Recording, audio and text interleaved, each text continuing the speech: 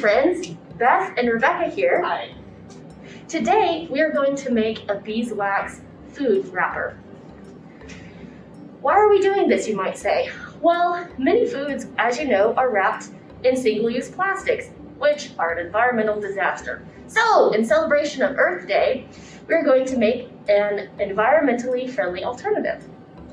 Also, this can replace some of the applications that you would use plastic food wrappers for, not all, but some. And then, lastly, at the end of its life, this thing can be cut up and composted. So, how are we going to do this? Well, Beth is going to go through the steps of how to make this with us. We just need a few simple ingredients. In a toaster oven, a regular oven is better if you have it. All right, so the first thing you'll need is some cloth. You want to make sure that it's 100% cotton. You don't want something that's a blend or that's synthetic. You're going to want parchment paper, and that is going to protect your oven from wax dripping on it.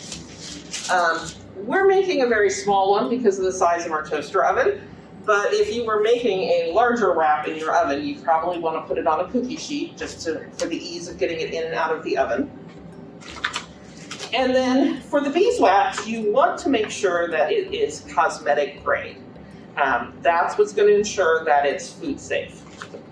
And then finally, we're going to have a paintbrush. You want to use a paintbrush that's used only for making your food wraps. You don't want something that you've used for other things. Again, we want to be food safe.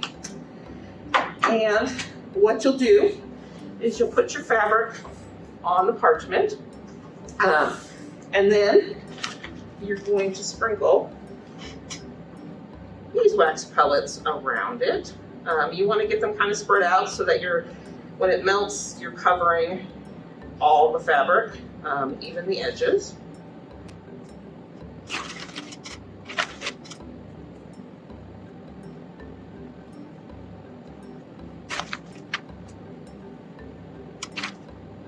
All right, I think we are ready to go in the oven.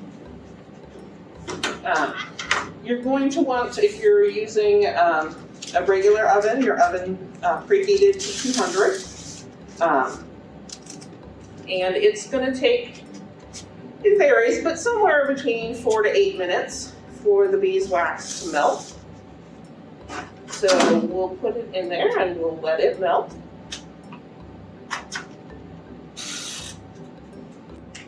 All right, I think we're ready to take it out of the oven. Right.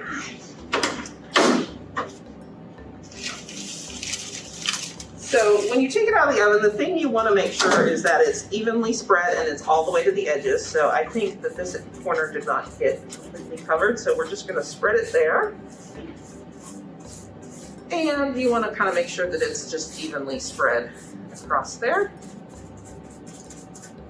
And then you just have to let that dry. It maybe takes 30 to 60 minutes. What you want to make sure is that when you touch it, it will be a little sticky, but you're not feeling beeswax come off on your hands. If you get too much beeswax on there, what'll happen is it might end up looking like this one, where the beeswax starts to flake off in pieces where there was just too much. Perfect. Nice. Yeah, that's still great. Looks good. All right. Now, like I said, you can use these to replace plastic bags. So one like this is about a 7 by 14 size, which is about the equivalent of a snack bag. Something larger, like a 14 by 14, would be about the equivalent of a sandwich bag. So if you're wanting to use them for, instead of plastic bags when packing your lunch, you can also use them to seal containers. And I'll let Rebecca show you how to do that. Sure. So really you just want to use the heat of your hands and with your shape. And then press it down and just give it a few seconds there and let that heat up. Voila! A couple of notes on these. So caring for these. You don't want to use this to store food for really long periods of time, right? Not like a couple days or a week, because it creates a sort of seal, but it's not completely sealed. So if you need to do that, use a plastic or a glass container with a lid. Also, you are going to wash this by hand in mild, soapy, cool water, right? Any exposure to heat, the microwave, an oven, hot water will melt the wax. Following on that, you never want to use this to store raw meats because you really can't sanitize it after that. And let's see, anything else? Yeah, finally, of course, composting. When this is done and it's seen better days, you're going to cut this into little pieces and compost it. You'll be able to tell when it's finished, if it smells funny, if it looks funny, if anything is growing on it, right? So I give it maybe 6 months, 8 months, a year. But you'll know, when it's done, cut it up, compost it.